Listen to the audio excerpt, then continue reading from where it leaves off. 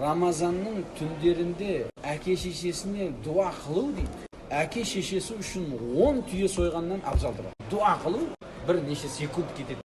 Алла, әке шешемді өзің кешір. Жақсылықтарын асырып, жамандықтарын өшіріп, таразыларын ауыр қылып, қабірдағы азаптан өзің сақтап, оның бір жаннаттың бауларынан бір бақша етіп, кітабын оң қолынан беріп, шухада салихтармен бірге қылып, өзің рахметіңе жетуін нәсіп ет деп қанша секунд кетті. Соны айтып жатыр, 10 түйе сойып таратқанынан абзал. Хадисте Аллах субханаху ва тааланың әрбір түнде тозақтан азат ететін пенделері бар. Сол пенде сенің әкең, анаң болып қалса, мүмкін бе жоқ па? Осы түндердің біреуінде дуа қылып қойған болсаң, қабыл болып кетсе Аллахтың әміріменен, 1000 түйе сойсаң да жете алмайсың.